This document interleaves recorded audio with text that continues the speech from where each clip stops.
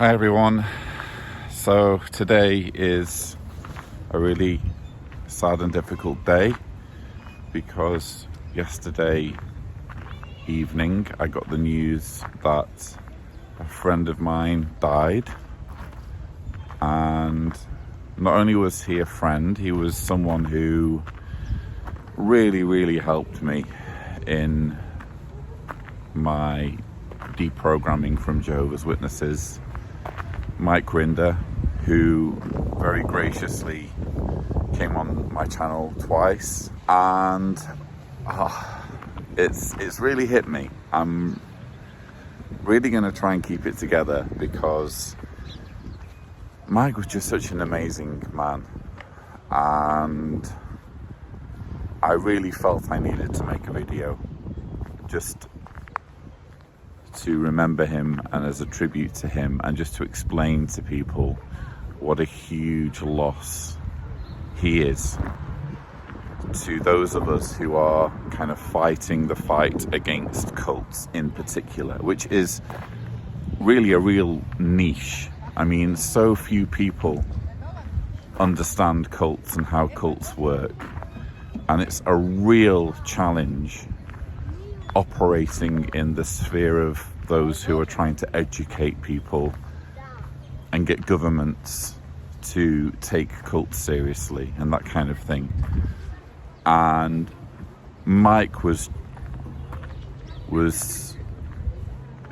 a giant in our community, and I will forever be so grateful, not just that he took an interest in Jehovah's Witnesses, so that he and Leah Remini did the episode Scientology in the Aftermath, where they did a whole episode on Jehovah's Witnesses and very graciously, invited me to participate.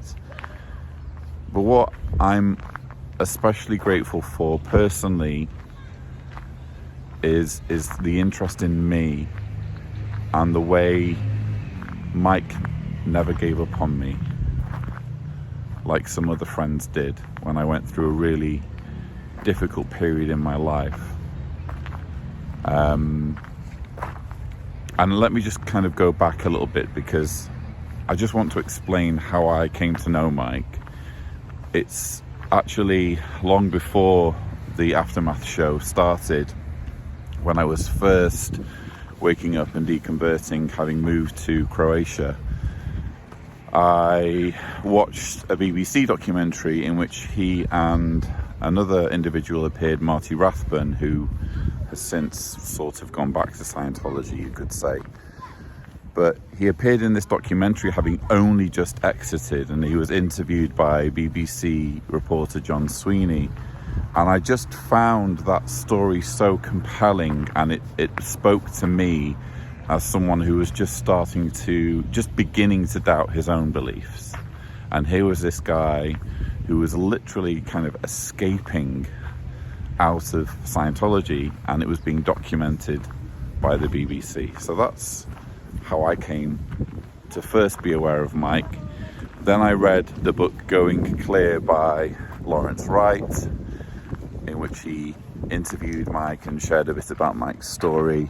I ended up reaching out to Mike, we became friends. So my friendship with Mike kind of stretches back before the Aftermath show.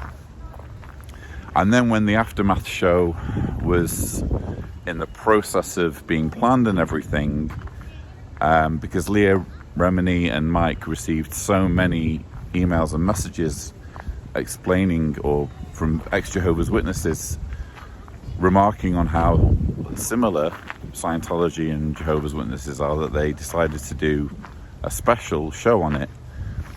What happened was, people who hated me back then, and when I say people, I mean fellow ex-Jehovah's Witnesses who resented me for various reasons back then, tried emailing to get me cancelled from the show. And Mike very kindly kind of came back to me and said, they're saying this about you, they're saying that about you, but I want to hear your side. And, he stuck by me, and he didn't have to.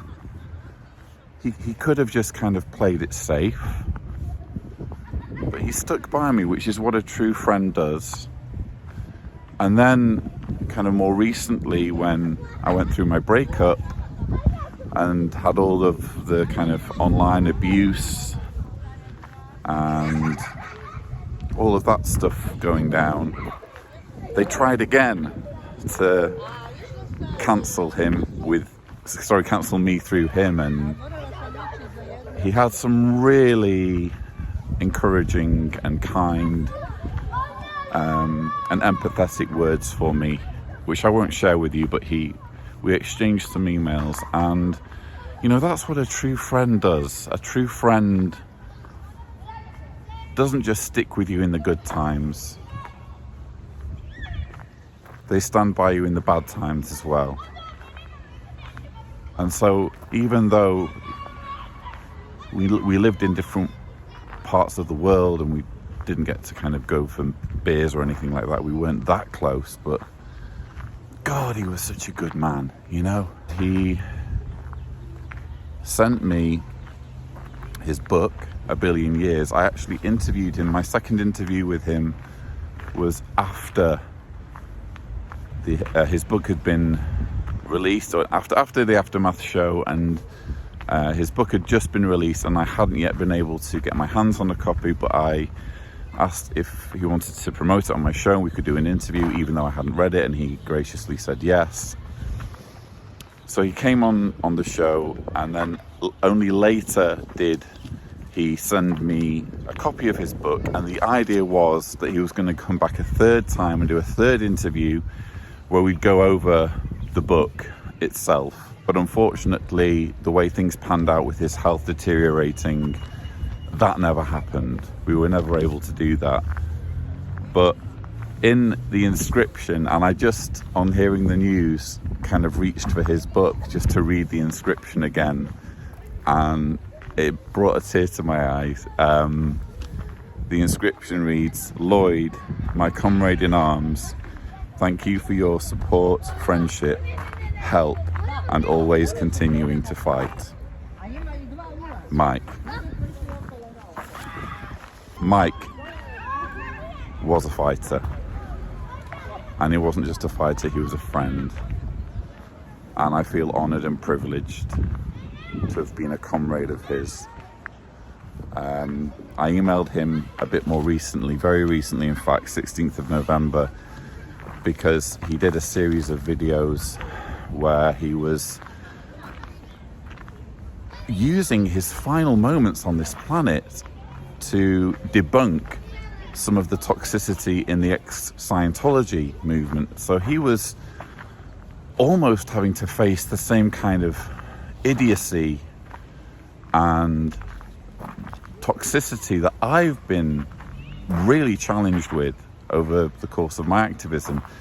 And in his final months or final weeks, he's going on YouTube and he's doing a farewell series of videos where he's delving into all of that, you know. And I just, my heart was aching for him. And I think I know I said to him in my email, I really admire you for dealing with all of this when you really shouldn't have to. And if I'm honest, in your shoes, I would probably be doing the same. But nonetheless, it takes an awful lot for you to do that. And he replied back, "Thank you, Lloyd. Your words and support mean a lot to me." And that was 16th of November, 2024. That was my last email from Mike Rinder. So I guess what I'm saying is we've lost a really good man in Mike Rinder. He was a really sweet, caring, thoughtful soul. He always was able to just put into words perfectly what the situation was. He got straight to the point, and his loss is a huge blow to the ex-cult movement. They say don't meet your heroes, but I have to say Mike Rinder was and is a hero to me, and I had the privilege of meeting him, and he was every bit as heroic in real life and face to face as he appeared on camera. Same with Leah Remini, by the way. So I'm just so saddened by his passing.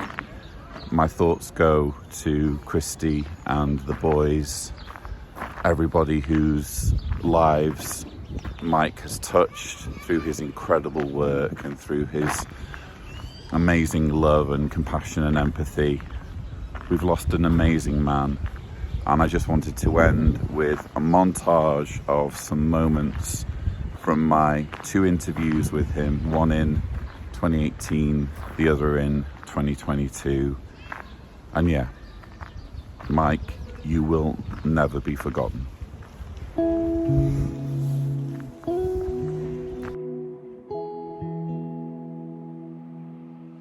Not everybody that gets sucked into a cult or a mind control group or a heavily controlling organization of any fashion is stupid. There is this sort of common misconception that a lot of people have that the people that get involved in cults, whether it's Scientology or the Jehovah's Witnesses or anything, are all dumb suckers.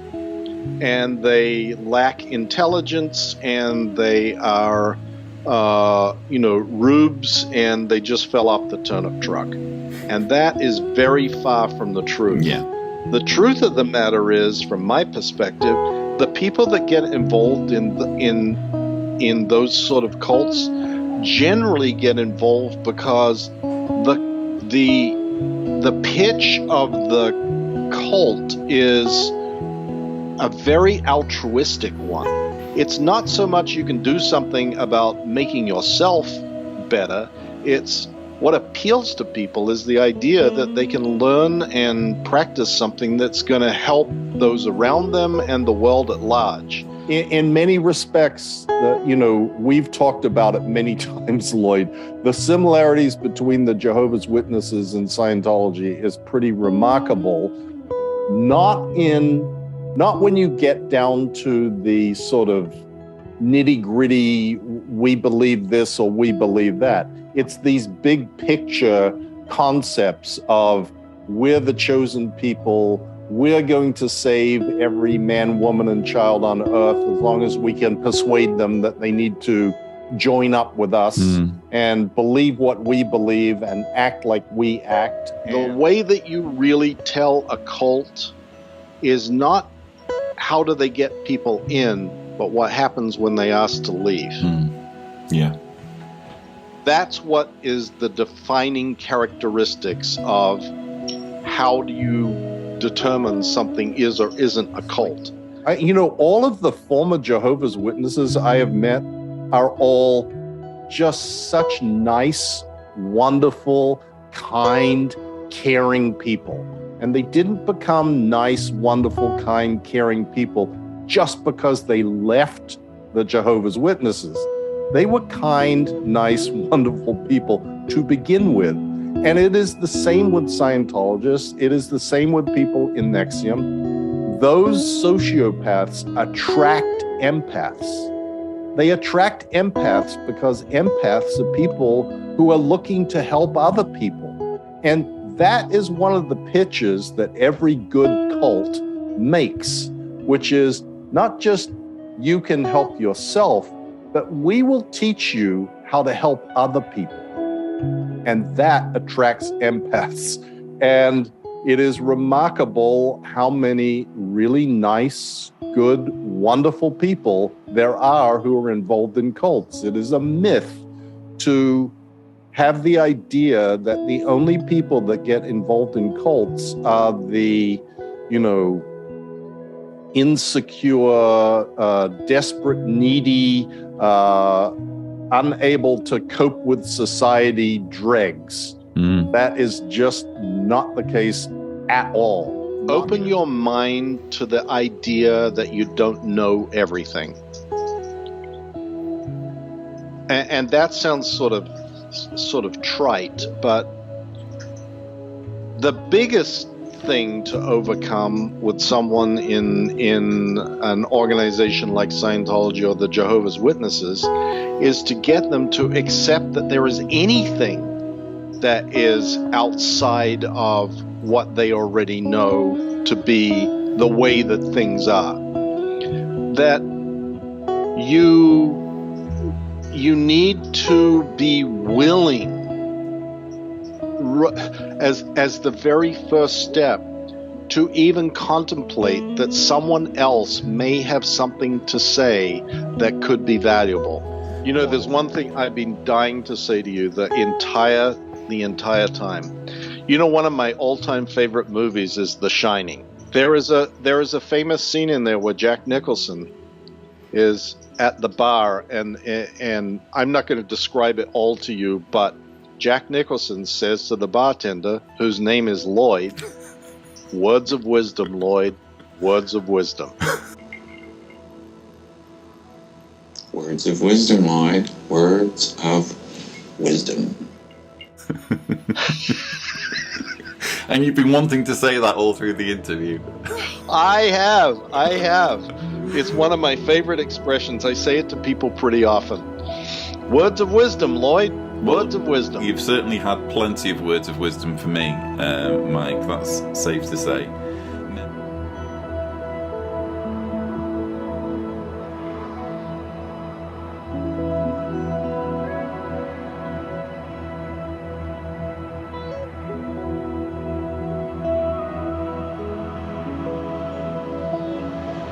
Thank you.